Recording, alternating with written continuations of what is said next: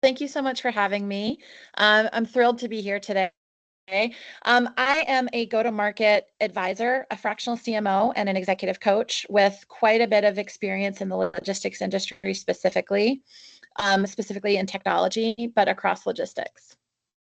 Wow, that's actually so great. Something that I found really exciting was on your website where you say that your operational insight with the calm, grounded presence of a seasoned executive coach. The way it was put, it was so awesome. So, how do you define your leadership style to be?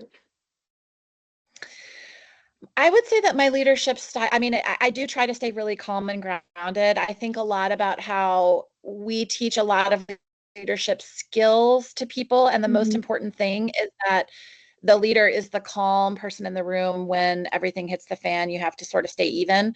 I'm a very collaborative leader. I'm a big fan of telling people what I see as, I was just talking about this with a friend today, what I see is Mhm. the destination, and then let the people figure out the path to get there, really empowering people to figure out their own path, their own strategy, and then I'm there as a guide. And then I think one of the most important parts of my leadership identity, which I'm actually just verbalizing now for the first time, is punch up and support down, which means you have to sort of give hell to the people above you. Okay. You have to be willing Uh-huh. to tell the truth and speak the truth and challenge and fight with the CEO, with the board for what you think is right. I mean, not just to be obnoxious, but the people under you, you have to really support and provide a protective layer for them. And I think sometimes I've seen a lot of leaders get that backwards, where they punch down and they spend a lot of time being really hard on the people that work for them, and then they sort of do anything to ingratiate themselves up the chain. So I kind of look at that as the other way around. Wow, and I think that's so important when you point it out that way, that we are able to see it, that, it's like each and every person out there knows that the right thing to do is what you just said, but sometimes till someone points it out loudly, they're not able to put it in the actual perspective. Like, oh yeah, it's so true. I'm putting someone down without even intending to do it. So it's very Yeah. important when you speak about it. So thank you for letting each and every one of us know about it. And you have really led high level projects in procurement, logistics. And then you have also worked in different educational and technical sites, as you just said. And now you're an executive coach and an advisor. So that's a very beautiful transition. So, transitioning journey from driving operational change to guiding leaders through the change. I think it was a very natural journey for me. Most recently, so I've been in go-to-market for 25 years. I've been a CMO, a VP of marketing, a VP of sales. I've had various roles, and as you said, in various industries, including supply chain logistics. And I think that it was a natural transition. At my most recent role before I went out on my own was I was working at a company called Go-to-Market Partners, and we were helping companies through large scale transformational go-to-market change. And so huge companies would come to us and say, we need help with our go-to-market, and we help them using the go-to-market operating system transform their companies. And so often one of the biggest challenges was leadership, and was integration across teams. And so I found myself more and more being drawn to working with the people in addition to the companies, and sometimes instead of the companies. And where I think I really have a unique role now is that because a lot of executive coaches have no experience in the actual field. And I talk to people all the time who say, well, I have an executive coach who's been an executive coach since they were 25. And I'm like, well, how could they know how to do that if they've never done it? So I've been an executive, I know how to do it, but I also know how to do the go-to-market stuff. And so when I'm coaching people, which is just one part of what I do, I'm still very involved in the go-to-market world. But when I'm coaching people, if they need to talk about a leadership topic, if they want to talk about change management or managing up or a difficult decision, we can do that. But I also can really help with the go-to-market aspects of their job, which I think a lot of executive coaches can't do, because I've sat in the operator seat, as you pointed out, of marketing and sales. I've been in that role I can help them actually solve pipeline problems or ICP problems or sales velocity problems in addition to the leadership problems. So it was a very natural transition for me. And I really enjoy getting to use all of those parts of my brain. Wow, and I believe that is so awesome. The fact that you have been there in the whole thing in person before actually being the coach to them makes a lot of difference, I believe. It's like the way we like to see it as students is we have a lot of professors out there who are great in their sectors and fields, but they don't know how to teach. But there are other people who Exactly. have been assistant professors and they have had their whole journey and they do it as beautifully as you put it out. So I think the fact that you have been there makes a big difference for your clients also who are getting coached by you. I hope so. Yeah, thank you. And you spoke about how they would like to talk about building future supply chains through accountability and alignment, especially in vendor relationships. So can you share a time with us when building that trust with partners transformed the outcomes? Yeah, so one of the companies I worked for was a company called Chain.io, which was a supply chain integration platform. And one of the things we really prided ourselves in was that we were a partner and not just a vendor. And I think what I saw is because of the relationships that we had, especially the head of partnerships and the CEO with other companies, we were able to make projects happen faster, smoother, with better outcomes because of the Mhm, personal relationships we had with other partners on the project. mhm, And because of the knowledge, especially that our CEO, but that others in the organization had about the industry, we were really trusted as thought leaders more than just a vendor that you're paying to do a task and then you're sort of done with the mhm, relationship. We were really trusted as thought partners. And I think that projects are designed more effectively when you're working with a thought partner rather than just a vendor.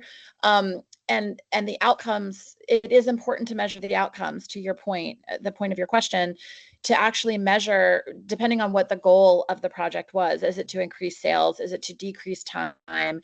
It is important to measure that outcome so that you know you're getting the achievement or the outcome that you want, not just good vibes, because good vibes are great. And I think that good vibes make products and projects rather work a lot more smoothly, but it's not, in business, it has to be more than good vibes.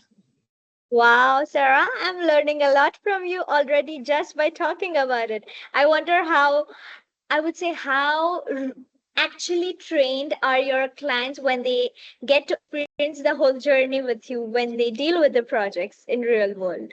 And there was a very, very amazing concept that you had mentioned in on your website, which was about the importance of right brain empathy alongside the left brain logic in leadership. So, could you tell us, our audience, more about the whole theory, one, and how does the duality show up in your coaching? Well, I think it's a great question. I think often people that I speak to are more comfortable on one Mhm, side than the other. They're either more comfortable in left brain logic and less comfortable in right brain empathy, or the reverse. And so my job as a coach is to help them lean into the skill that they have. We're not going to change anybody. If somebody is a left brain logical person, we're not going to change them into something else. But what we do need to do is bring that right brain empathy to support the logic when it's needed and to know what kinds of situations you need to lead with empathy and what kinds you need to lead with logic, and then vice versa. I think we've already touched on many of the tensions in this discussion. You need numbers. You can't manage by good vibes either. Just like we talked about true. with partnerships, it's not enough. It's not enough in leadership. The Mhm, most well-liked manager is not necessarily the most effective manager, but I can tell you the least liked manager is definitely not the most effective manager. And so it's just a matter of balancing out. If someone comes to me, and I can usually tell this, sometimes we do something called a 360 where I actually interview their team members about them, which takes a while for people to trust mhm, you that true. you can hear the truth. But more valuable even than interviews with team members is I just sit in on some team calls and I start to hear how they treat people and how people interact. And so a lot of times it depends on what they want to work on. If they want to work on most of the time is, better results for their team. We talk about how implementing or adding some right brain stuff for the left brain people or some left brain stuff for the right brain people can actually drive results. And then I think for the left brain people, it can be harder to show them that empathy drives results. But there are a lot of research studies that shows that it does, and it helps with things like employee retention and speed and team trust and all of those things. Even if all you care about is the bottom line of revenue, all of those things are going to create an environment where revenue can happen much more easily. But at the same time, we are living in a capitalist world, and we are companies that are trying to make money, assuming you're not working for a nonprofit. We're trying to make money. And so we can't also abandon profit motive for niceness. True. We have to hold the two in balance. And I think that's really hard for most leaders. Would you say you're a right brain person or a left brain person? Me, I think I'm more of a right brain person. My empathy side functions more. I like to, Yeah. even when I'm normally functioning, how would the person feel? What is the overall outcome on the community? That's how I like to function. But that's the thing. It's like having someone even pointing out the other side that it's high time you even start thinking the practical side. Like the way we Gen Z uses the term is delulu, which is like a little delusional. Yeah. That's what that's something I have the issue with. Like I am very on the the empathy side, the emotional side of it. I'm like, yeah, but there is hope, but then practicality would say, nah, there is no hope. So that it's important to have people like you who would help to see the other side of it and get that balance between the two sides. Well, and I would say for somebody like you, if you lead with empathy, we're not trying to change that. You should be looking for roles, positions, companies that will embrace that and that will value that in you. You don't want to go work for someone who's looking for a robot, because that's not you. But what you can do is, as you grow in your leadership abilities, you can start to look for the places where bringing a left brain approach or perhaps some measurement could round out your skill set.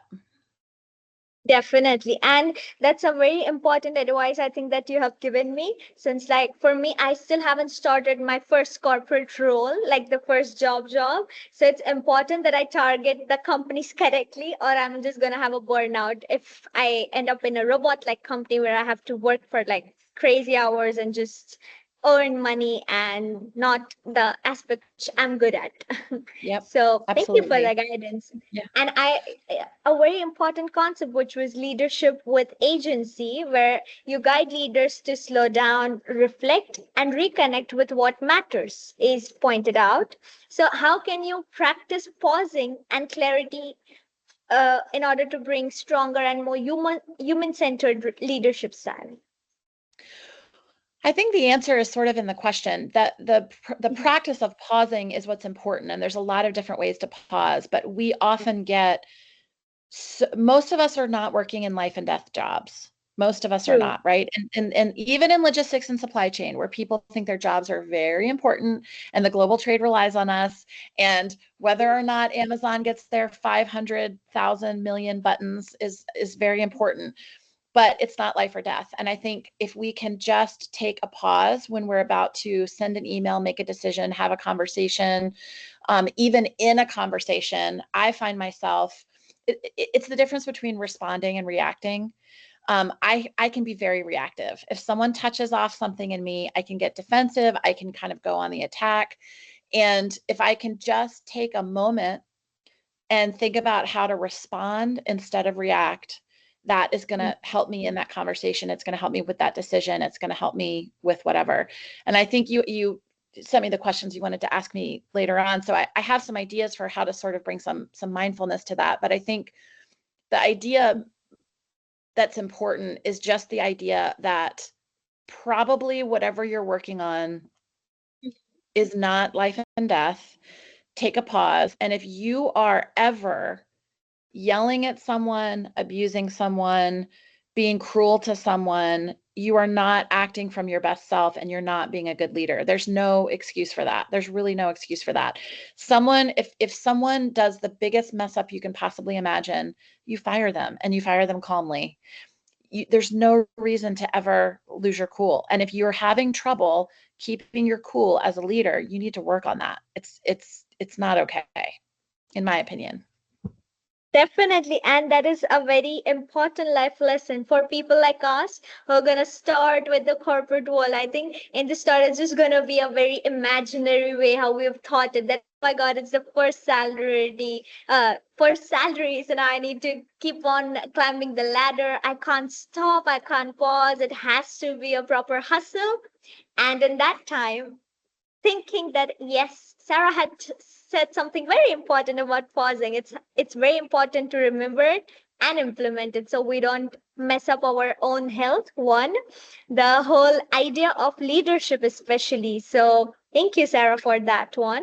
And my most important question for the day is gonna be, what is that? I want two advices. One has to be, how would you teach each and every one of us who are newbies in the sector of logistics to remember certain lessons or insights before entering the sector?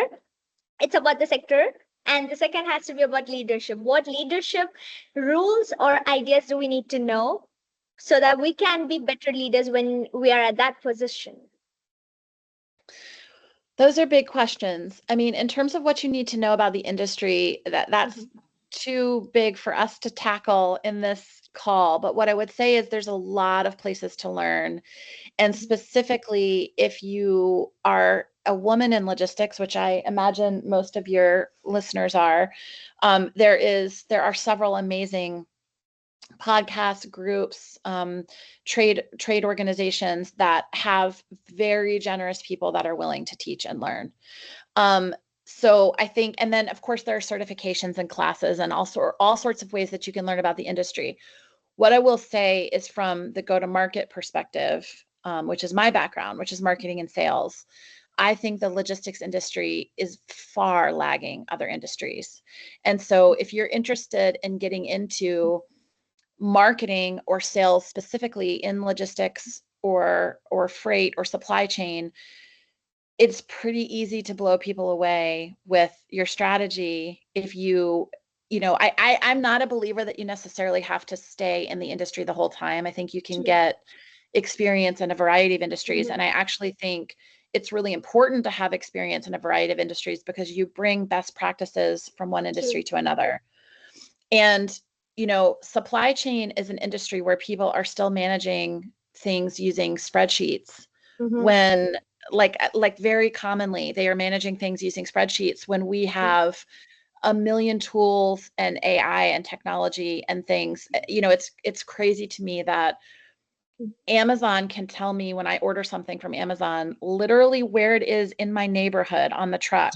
Yeah. But Amazon, if it's ordering widgets from China and they fall off a ship, no one knows. Or I remember a story a couple of years ago of half a ship catching on fire and nobody knew what had been lost and what hasn't, what was overboard, what wasn't. So like visibility is a huge issue. So it's an industry that is lagging other industries. And so I think that if you have basics if you wanted to get into specifically a go-to-market role in supply chain, I would advise that you study and learn marketing and sales before supply chain, because marketing and sales can apply to any industry and you can learn the supply chain part. So that's short answer on that, or the long answer on that. And in terms of leadership, I think, again, whole books have been written about this, so it's hard to cover too much ground, but I would say I have learned the most from working with people I respected and learning from them. I've learned more on the job from mentors and from having good bosses and bad bosses than I have learned from any book or podcast. I think I actually, in many ways, learned more from bad bosses than good bosses, learned what not to do and how not to be. But I think it's really important to find when you're interviewing for that first job, I think it's going to be tempting to feel like you have to take anything that comes along. And I just would really encourage you to look for a leader that feels like a good fit, that's going to support you as a human being in addition to being a worker, because you're going to learn more from that leader than anything else. And then it's a matter of sort of being thrown in the deep end and dealing with each situation as it arises.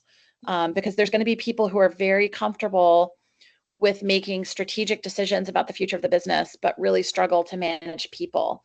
And then there's going to be people who are very comfortable managing people, but don't have the vision, the leadership vision. And so I think learning from others is the best thing that you can do. Wow. Oh my God, that is such a awesome piece of advice that I'm getting from you. So I think for the industry part, I got the direct advice that I need to focus on making my base strong in marketing and sales so that I can work in any industry and excel.